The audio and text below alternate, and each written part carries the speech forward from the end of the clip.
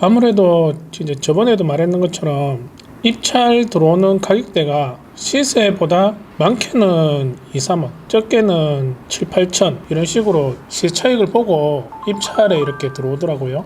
낙찰가를 이제 낙찰률을 이렇게 보면은 감정가는 시세는 아니지만 감정가에서 65에서 한 75% 사이로 이렇게 낙찰을 받아가더라고요. 이게 언제까지 이렇게 갈 거냐 이렇게 생각해 보면은 그래도 내년 중반 내년까지는 이런 분위기로 가지 않을까 생각 드는데, 입찰장 가면은 진짜 입찰 들어오려고 하는 사람들이 되게 많은 것 같아요. 이제 사람들의 인식이 점점 그렇게 들어가는 것 같습니다. 요즘 경매로 부동산을 취득한다 그러면은 정말 지금처럼 구하기 힘들다, 거의 IMF 때 수준의 입찰가가 지금 들어가는 것 같아요. 지금 이제 물건을 받고 단기 매도해가지고 자산을 불리든지 지금 받았는 걸 경기가 회복됐을 때 가져가면은 못해도 내가 지금 투자했는 배배해가지고 한 2배 정도는 내 자산을 불릴 수 있지 않을까라는 생각이 많이 듭니다. 그런데 이제 여러분들한테도 제가 입찰 좀 열심히 좀 하세요, 이렇게 발품 좀 많이 파세요, 이런 식으로 푸시를 하고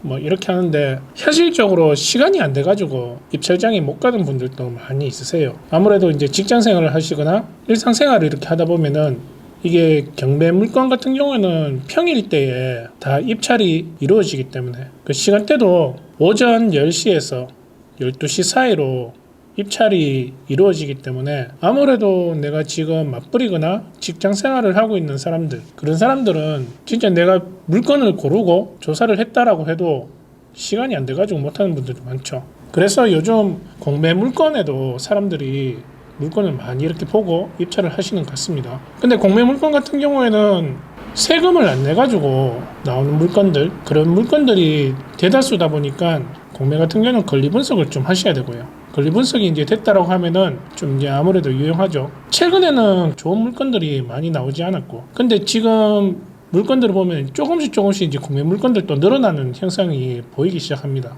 왜 그러냐면은 큰 원인 중에 하나가 문재인 정부 때 재산세하고 종부세하고 이렇게 늘리면서, 그러면서 이제 거기에서 이제 내가 몇 채를 이렇게 들고 있는 사람들은 중과를 이렇게 맞으면서 이 세금 내는 게 이제 부담스러워 가지고 그걸 못 버티는 사람들이 공매 물건이 지금부터 이제 나오기 시작하는 것 같아요. 거기에다가 금리까지 이제 올라가니까 이자 갚기도 힘들고 세금 내기도 힘든 물건들이 지금부터 이제 나오기 시작하거든요. 그런데 이제 부동산 분위기도 지금 다운돼 있다 보니까 예전에는 입찰 들어왔을 때에 2회차 이렇게 돼버리면은 사람들이 받아가는 경우가 많았거든요. 근데 공매하고 경매하고 좀 틀린 점이, 경매 같은 경우에는 우리가 낙찰을 받으면은 명도했을 때 정 안 되면은 강제 집행을 이렇게 신청해가지고 명도 집행을 그냥 해버리면 되거든요. 내가 잔금 치르고 3개월 아니면 끝납니다. 근데 공매 같은 경우에는 경매하고 이제 틀리기 때문에 공매 같은 경우에는 내가 소송을 해야 됩니다. 명도 소송에 이제 들어가가지고 거기서 판결 받아가지고 강제 집행으로 이렇게 들어가야 되거든요.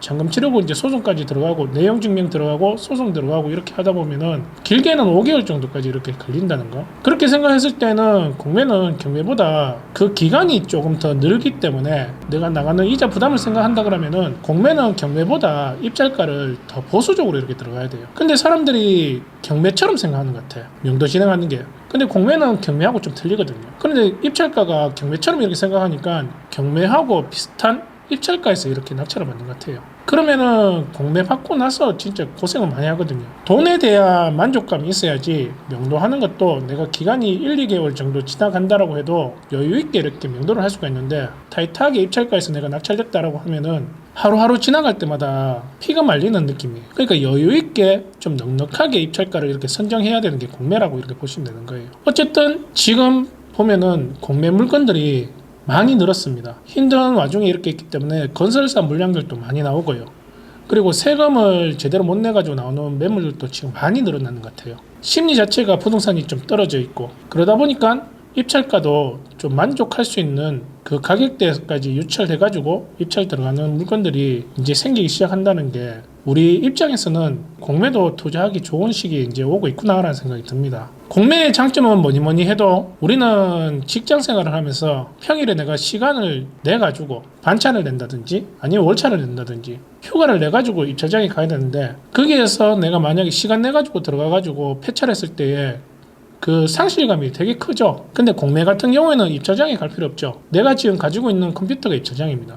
집에서 입찰가를 선정해가지고 입력하고 문자로 통보를 받으면 돼요. 낙찰이 됐다든지 아니면 폐찰이 됐다든지. 그러면 내가 들어갔던 계좌에 보증금이 들어오는 그런 형식이라고 보시면 되는 거예요. 내가 지금 시간이 안 되고 거리상 멀리 떨어져 있는 지역에 매물이 있다라고 해도 공매 같은 경우에는 집에서 입찰을 보기 때문에 그 모든 걸 소화시킬 수 있다. 낙찰받고 명도만 잘하면은 그러면 내가 차익을 실현하는데 더 크게 이렇게 실현할 수 있는 환경을 만들 수 있다라고 보시면 될 것 같아요. 그래서 오늘은 여러분들한테 공매 물건 나왔는 것 중에서 괜찮은 물건들을 몇 개 추려봤습니다. 입지 이런 거는 좀 별개로 볼게요. 지금 보는 거는 차익을 얼만큼 정도 볼 수 있는 물건들 그런 위주로 봤기 때문에 투자자의 관점에서 이 정도 차익을 본다라고 하면은 그래도 해볼만 하네 그런 물건들을 한번 골라봤습니다. 오늘 총 6개를 한번 골라봤는데요.